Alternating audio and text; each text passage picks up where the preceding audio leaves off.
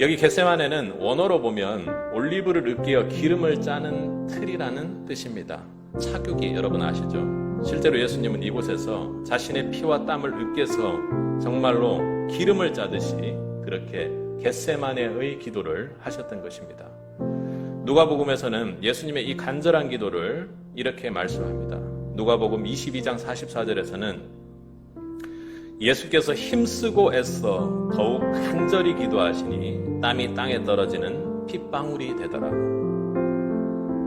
누가복음에서 말하는 이 핏방울이란 말은 치열한 전투를 겪은 병사가 피를 쏟고 있는 모습을 표현할 때 쓰는 단어입니다. 그러니까 피를 쏟는데 그냥 쏟은 막 피가 막 나고 있는 그런 상황이 아니라 피를 너무 많이 흘려서 피가 응고된 핏덩이와도 같은 그런 상황에 쓰는 단어입니다. 그리고 힘쓰고 애써에 해당하는 그 단어도 전투를 이기기 위해 안간 힘을 쓰는 그런 표현으로 사용하는 전투의 의미가 있습니다. 예수님의 겟세마네 기도는 고상하고 우아한 우리가 가만히 앉아서 정말 응답을 받기 위해서 조용히 있는 그런 기도의 모습이 아니었습니다. 배수진을 친 치열한 영적 전쟁 속에서 승리를 간절히 강구하는 예수님의 기도였던 것입니다. 영광과 승리를 향한 그리고 이 영혼 구원의 사명이 완전히 하나님의 뜻에 맞게 승리할 수 있도록 간절함을 쏟아넣은 그런 기도였습니다. 십자가에 달리기 전 인간이자 대속물일 때 예수님이 얼마나 큰 고통과 번뇌에 휩싸여 기도하셨으면 땀방울이 핏방울같이 그렇게 되었을까요? 또 누가복음 44절에 앞선 43절에서는 하늘로부터 천사가 나타나 이 기도를 돕더라 이렇게 말씀하고 있습니다.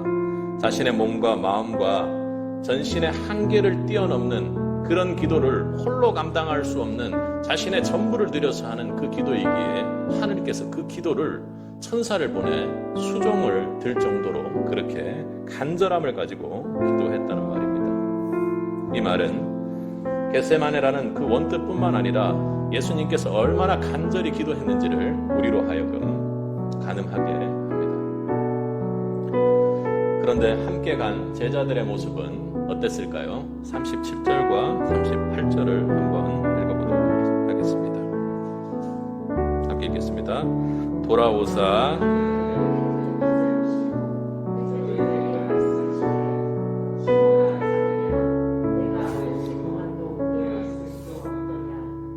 38절에 마음이 원이로되 육신이 약하도다 하시고 예수님께서는 땀방울이 핏방울이 될 만큼 간절하게 그렇게 기도하셨지만 제자들은 피곤해 지쳐 잠에 빠지고 말았습니다. 제자들의 잠에 빠진 모습을 보시면서 예수님께서는 어떻게 해요? 시험에 들지 않게 깨어 기도하라 이렇게 지적하셨습니다. 권면하고 말씀하셨습니다. 얼마나 답답하셨겠습니까? 십자가에 달리는 것을 곧 앞둔 이 시점에 그것을 전혀 깨닫지 못하고 자고 있는 제자들의 모습 말입니다. 이것이 오늘 영적으로 잠들어 있는 이 시대 교회와 이 시대 교회까지 갈 것 없이 저와 여러분을 향한 여러분의 기도를 향한 주님의 말씀으로 받을 수 있기를 소원해 봅니다. 성도에게 있어서 많은 기도의 장애물이 있습니다. 그런데 여러분 기도를 해보셔서 아시겠지만 그중 가장 심각한 기도의 장애물은 간절함이 없는 기도일 것입니다. 함께 감람산에 있지만 예수님과 제자들의 가장 큰 차이점이 여러분 무엇이었습니까? 바로 간절함의 차이였습니다. 예수님은 자신의 몸과 마음을 겟세마네 기름을 다 짜내듯이 그렇게 쏟아내서 기도합니다. 간절함을 가진 기도였습니다. 그러나 그들의 모습은 깨어있지 못하고 전혀 잠들어 있는, 전혀 기도하는 것이 아니라 전혀 잠들어 있는 그런 모습이었습니다.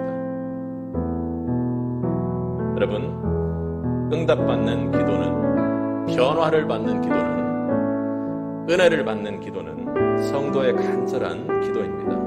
잠언 8장 17절 18절에서는 나를 간절히 찾는 자가 나를 만날 것이니라. 부귀가 내게 있고 장구한 재물과 공의도 그러하니라. 이렇게 말씀하십니다. 아멘이시죠? 하나님께서는 하나님을 간절히 찾는 자를 축복하시고 간절히 찾는 자를 은혜 주시며 간절히 찾는 자에게 앞서 우리가 기도했던 것처럼 말씀으로 변화되는 은혜를 주십니다. 그러나 간절히 찾아 축복을 받는 성도보다 어떤 문제를 해결하기 위해 그 문제를 해결해 달라고 간절히 기도하는 그런 성도들이 더 많지요. 그것이 있는 것도 참으로 당연한 일일 정도로 이 시대의 기도에 간절함이 정말로 줄어들고 있습니다. 특히나 새로운 교회 사역을 이루어 나가는 세비세 입장에서는 맡기신 이가 주님이시고 이끌어 가실 이도 주님이시기에 우리에게 하나님의 축복이 없다면 그 어떤 주님께서 맡기신 사역도 감당해낼 수 없다는 것 여러분들이 잘 아실 것입니다. 그러기에 교회를 위해 합심으로 간절히 기도할 때 주님께서 우리 교회에 맡기신 그 사명을 감당할 수 있는 능력과 은혜와 축복을 내려주실 걸로 믿습니다. 우리는 깨어 기도해야 합니다. 그리고 합심하여 깨어 기도해야 하는 것이죠. 그렇지 않다면 오늘 38절의 이야기처럼 다시 또 사단에게 시험에 들 수밖에 없고 교회가 공격받을 수밖에 없다는 것 여러분 영적으로 꼭 기억하셔야 합니다.